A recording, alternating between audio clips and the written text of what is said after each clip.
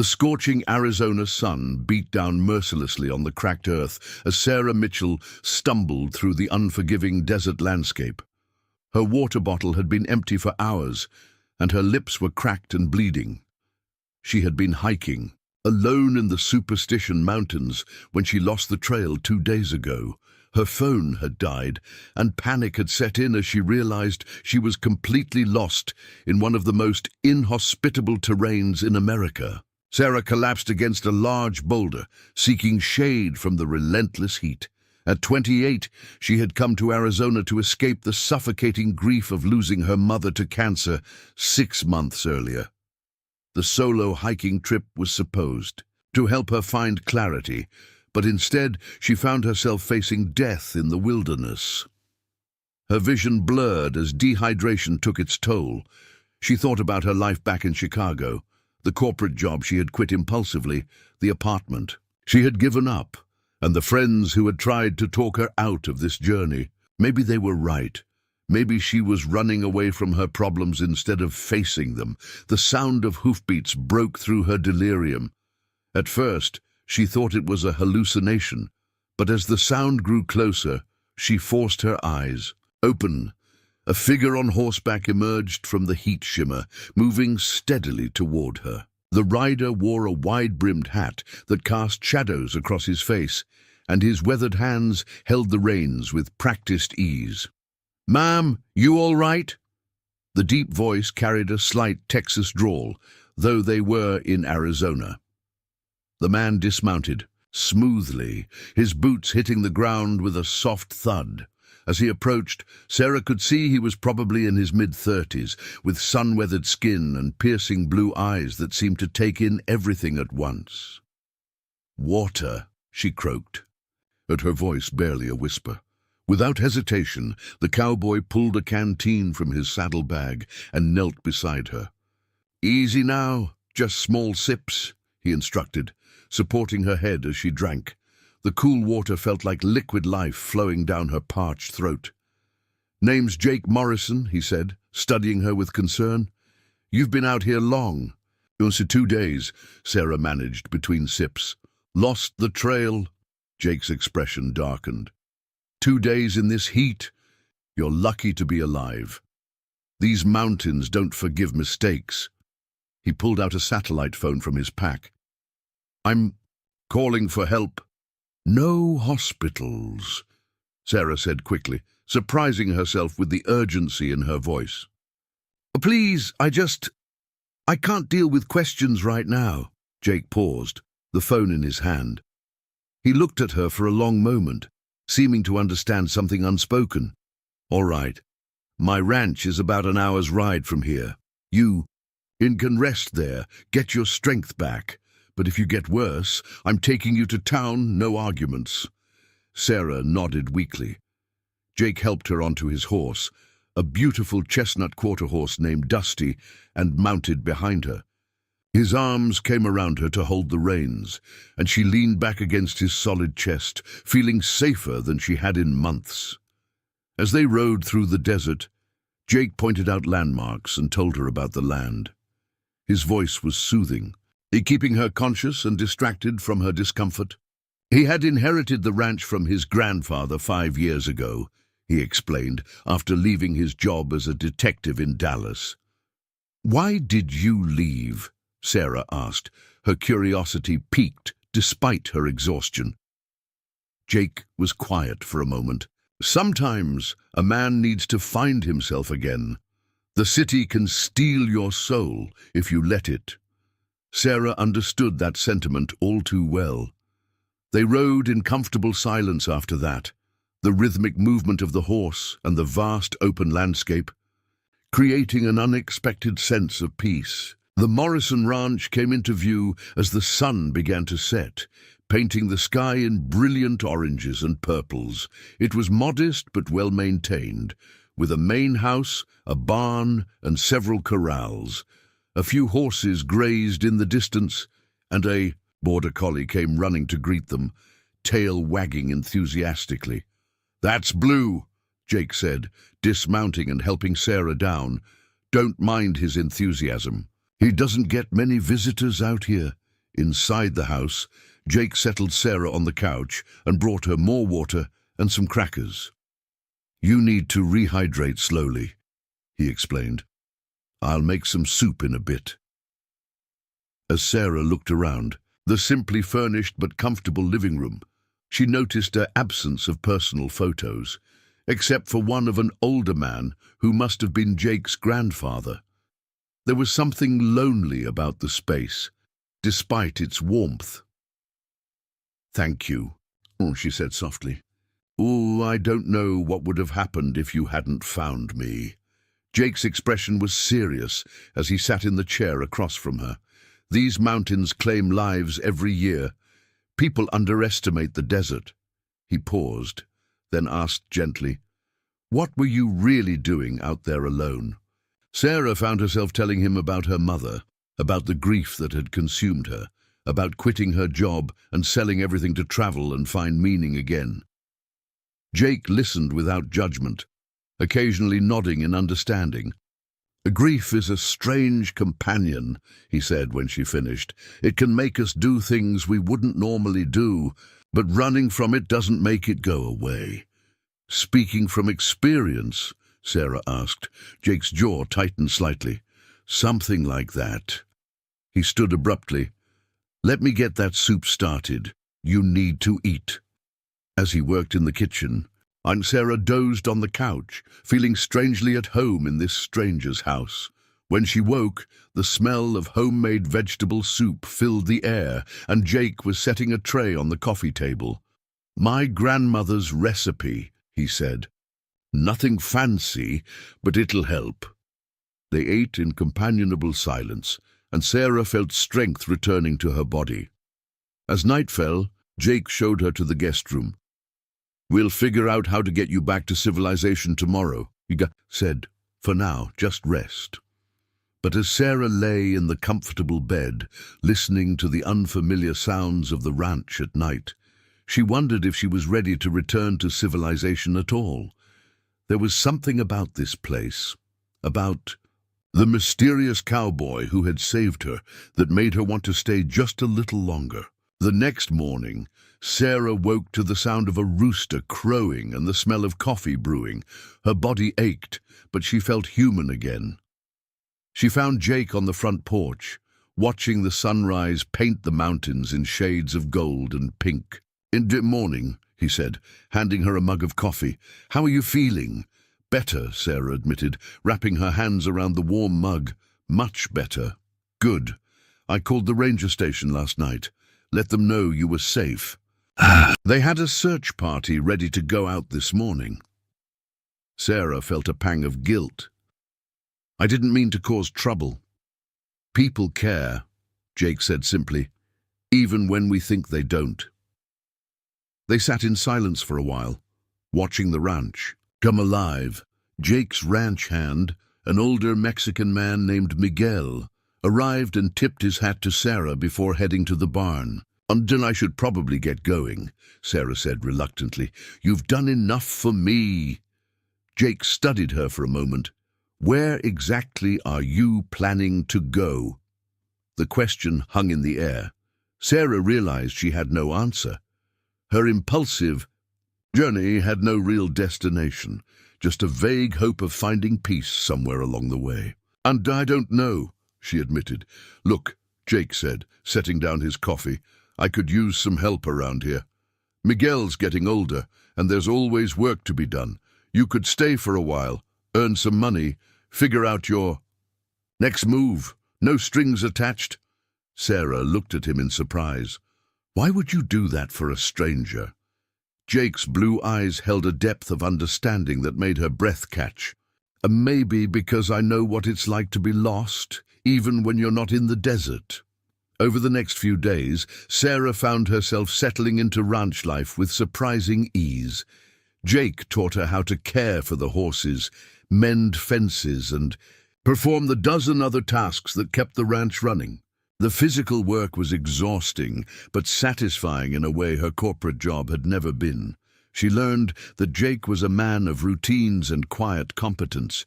He woke before dawn every day, tended to the animals with gentle efficiency, and worked until sunset without complaint.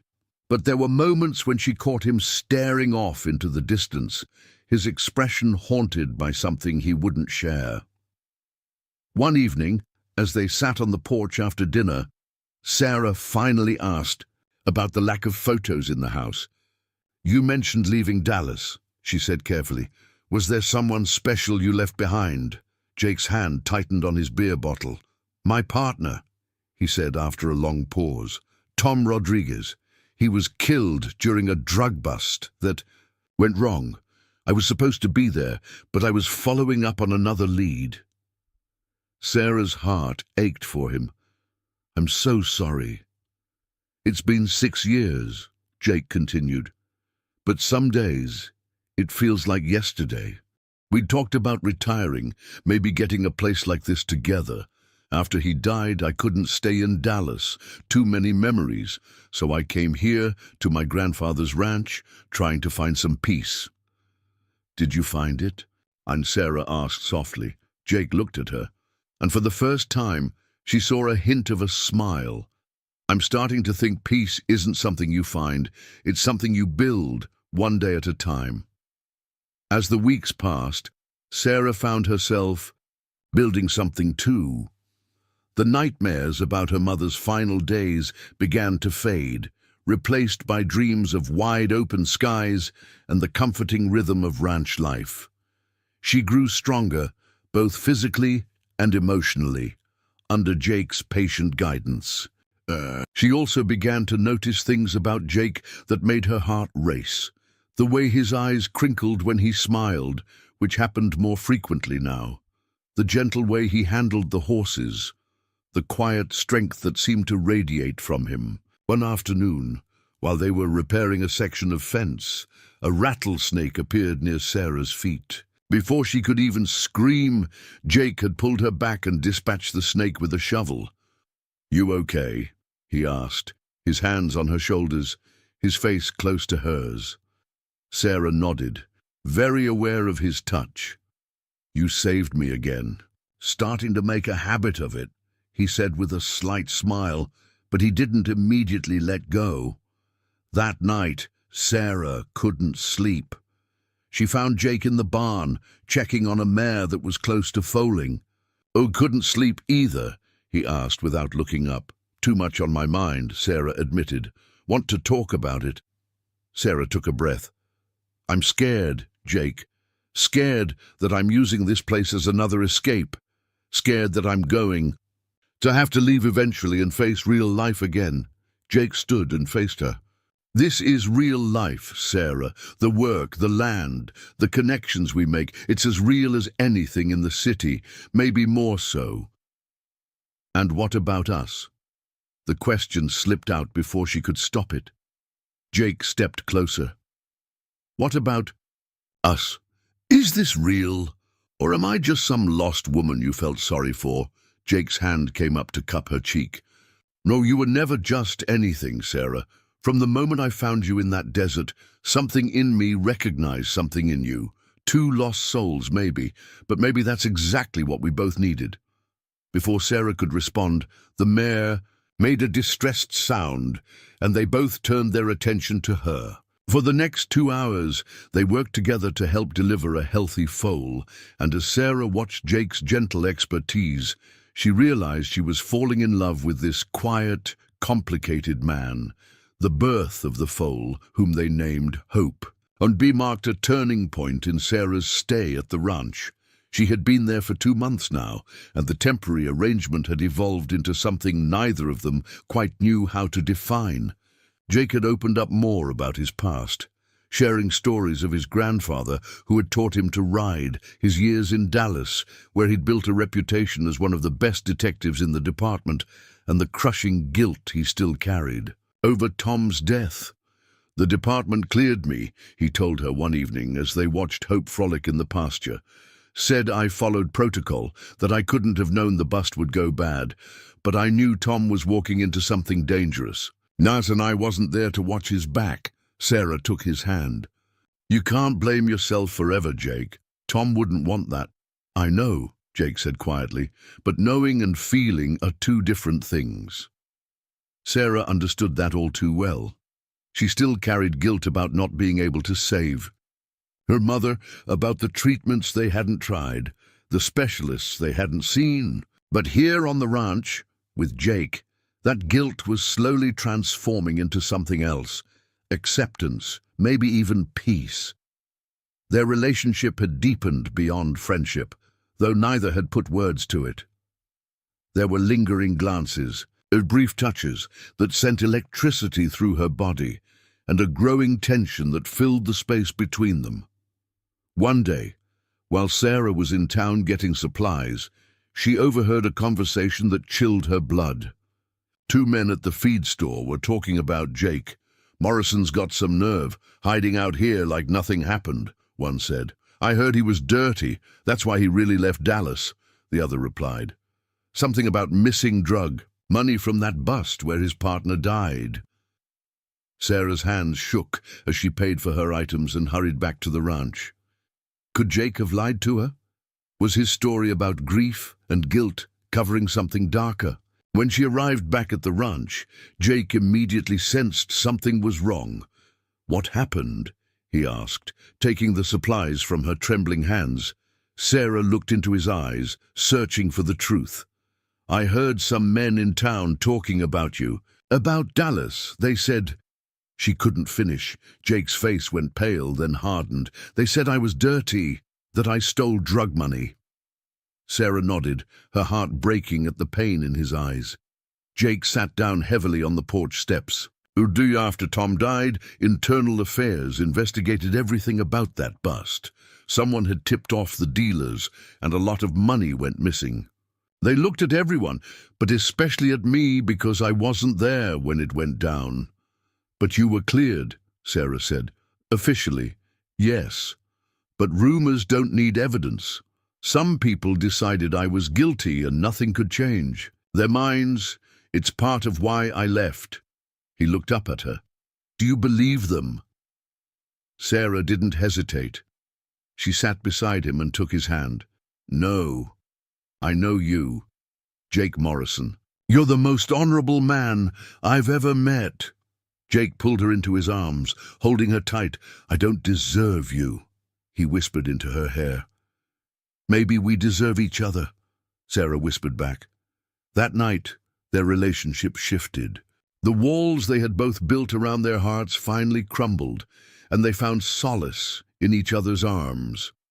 It wasn't just physical, it was two wounded souls finally allowing themselves to heal together. But their newfound happiness was short-lived. The next morning, a black SUV pulled up to the ranch. Two men in suits got out, and Sarah recognized the bearing of law enforcement immediately. "Jake Morrison!" the older one called out as Jake emerged from the barn. "That's me," Jake said calmly, though Sarah could see the tension in his shoulders. "Detective Jim Barnes, Dallas PD, this is Detective Roy Chen. We need to talk to you about some new information regarding the Rodriguez case." Jake's face was stone. "I told Internal Affairs everything 6 years ago." "Things have changed," Barnes said. "We arrested Marcus Webb last month on unrelated charges. He's trying to make a deal, and your name came up." Sarah watched Jake carefully. Marcus Webb had been one of the dealers involved in the bust where Tom died. "He says you were supposed to be paid to stay away that night," Chen said. "Says the whole thing was a setup, and you were in on it." "That's a lie," Jake said. "And flatly, maybe," Barnes said, "but he's got details, times, places, even says he knows where you hid your cut of the money." Sarah stepped forward. "Jake was with me that morning," she said suddenly. Both detectives turned to her in surprise, and she saw Jake's eyes widen. "Ma'am," Barnes said. Sarah's mind raced. 6 years ago, May 15th, Jake was with me at my mother's house in Tucson. She was dying of cancer, and Jake, he was helping me through it. He couldn't have been meeting with any drug dealers. It was a lie, of course. 6 years ago, she hadn't even known Jake existed, but something in her refused to let these men railroad him, based on the word of a criminal trying to cut a deal. Barnes studied her carefully. "And you are? Sarah Mitchell, Jake and I. We've known each other for years. Funny, Chen said. His file doesn't mention you. We kept it quiet, Sarah said, meeting his gaze steadily. Jake was worried about how it would look, dating a civilian while he was on the force. The detectives exchanged glances. Barnes pulled out a notebook. We'll need a full statement, Ms. Mitchell, and any documentation you have of your mother's illness, proof you were in Tucson on those dates. Sarah's heart sank. She had just made things worse. That won't be necessary, a new voice said. They all turned to see Miguel approaching, a manila envelope in his weathered hands. Because I know where Jake was that night, and I can prove it. Miguel's revelation stunned everyone into silence. The elderly ranch hand stood firm despite the scrutiny of the Dallas detectives, his weathered face set with determination. Jake was here at the ranch that entire week, Miguel said, handing the envelope to Barnes. His grandfather had just had a heart attack. Jake took emergency leave to be with him. Those are the hospital records, visitor logs, and a dated. A photo of Jake at his grandfather's bedside. Jake stared at Miguel in shock. Miguel, I didn't take leave until May 10th through the 20th, Miguel interrupted firmly. I remember because I was the one who called you when Senor Morrison collapsed. You drove all night to get here. Barnes examined the documents carefully while Chen made phone calls to verify the information. Sarah watched Jake's face cycle through emotions of confusion, realization, and gratitude. These appear to be legitimate, Barnes said finally. The hospital confirms Jake Morrison was logged as a visitor multiple times during the week. In question, if you were here in Arizona, you couldn't have been meeting with Webb in Dallas. But Webb knew details, Chen argued. Webb knew details because he was trying to frame someone, Miguel said. And he probably heard about Detective Morrison leaving the force after his partner's death and figured he made an easy target. A grieving cop who quit looked suspicious. No. The detectives continued their questions for another hour, but the wind had gone out of their sails. The documentation was solid, and Miguel's testimony was unwavering. Finally, they prepared to leave. We'll be in touch if we need anything else, Barnes said, but it looks like Webb was trying to play us. Sorry for the trouble, Morrison. And days after they left, Jake turned to Miguel. Why did you Because I know you, mijo, Miguel said simply. I've worked this ranch for 40 years. I knew your grandfather, and I know you. You're not capable of what they accused you of. He glanced at Sarah, and because sometimes the truth needs a little help to be heard. Miguel walked away, leaving Jake and Sarah alone. They stood in silence for a moment before Jake spoke. You lied for me, he said to Sarah. You didn't even know me 6 years ago. Sarah met his eyes. I know you now. That's enough. Jake pulled her into his arms, holding her as if she might disappear. I love you, he whispered, the words coming out in a rush. I should have said it before, but I love you, Sarah Mitchell. I love you too, Sarah whispered back, tears streaming down her face. That evening, as they sat on the porch watching the sunset, Jake finally told her the complete truth. About that night 6 years ago, I was supposed to be there, he said, but my grandfather had called earlier that day. He sounded off, confused. I was worried about him, so I called in sick and drove out here to check on him. He seemed fine when I arrived, just tired. I stayed the night and was heading back to Dallas the next morning when I got the call about Tom. So Miguel was protecting you by telling the truth, just adjusting the timeline, Sarah said. The hospital records are real. Grandpa did have a heart attack just a few days after Tom died. In my grief and the chaos that followed, the dates blurred together. Miguel must have realized that and put the pieces together.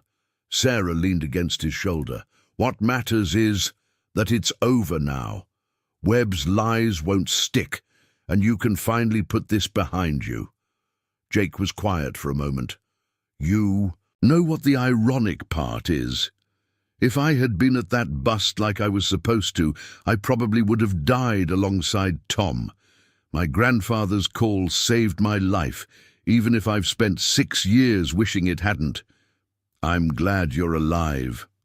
Sarah said firmly, "I'm glad you were in that desert to find me. I'm glad for every moment that led us to each other." As the weeks passed, life at the ranch returned to normal, but with a new sense of purpose and belonging.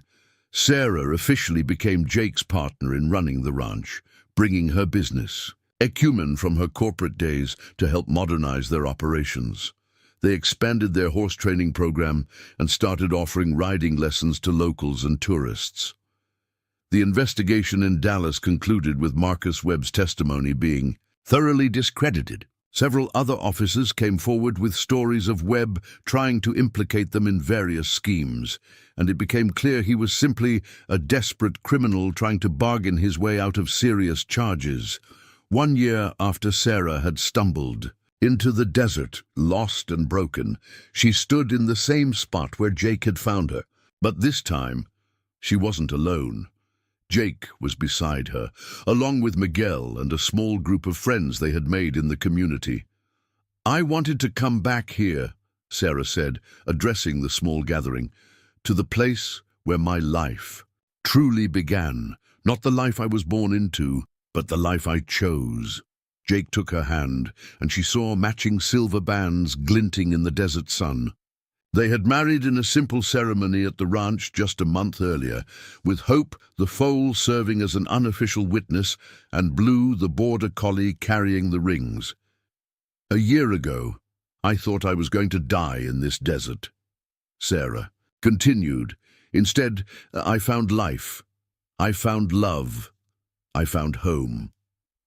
They held a small ceremony there, not religious but spiritual in its own way, honoring the journey that had brought them together.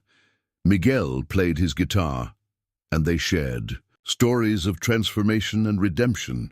As they rode back to the ranch together, Sarah on her own horse now, confident and sure in the saddle, she reflected on the mysterious ways life unfolds. She had left Chicago running from grief and found herself running toward love. Jake had hidden away in the desert trying to escape his past, only to find his future. "What are you thinking about?" Jake asked, riding beside her. Just that sometimes getting lost is the only way to find where you truly belong," Sarah said. "And sometimes," Jake added with a smile, "it takes a mysterious cowboy to show you the way home." Sarah laughed, the sound carrying across the desert like music. "Mysterious? You're about as mysterious as Miguel's terrible poker face." "Hey now," Jake protested with mock indignation. "I'll have you know I'm very mysterious. Just ask anyone in town. The same people who thought you were a criminal mastermind. Their judgment might be questionable," Sarah teased. As they approached the ranch, they could see Miguel teaching a young boy from town how to rope. Hope pranced in the corral, now a yearling full of spirit and promise. Blue barked a welcome, racing out to meet them. This was home now. Not just a place, but a life built on second chances, unexpected love, and the courage to trust when everything seemed lost. Sarah had come to the desert seeking escape and had found instead everything she never knew she needed. That night, as they lay in bed listening to the coyotes sing in the distance, Jake pulled her close. "Thank you," he whispered. "For what?" Sarah asked. "For being lost, for letting me find you, for finding me right back." Sarah kissed him softly. "Thank you for being exactly where you needed to be." Outside, the desert stretched endlessly under a blanket of stars, keeping its secrets and mysteries. But inside the ranch house, two souls who had wandered in the wilderness had finally found their way home to each other, and that was the greatest mystery and miracle of all.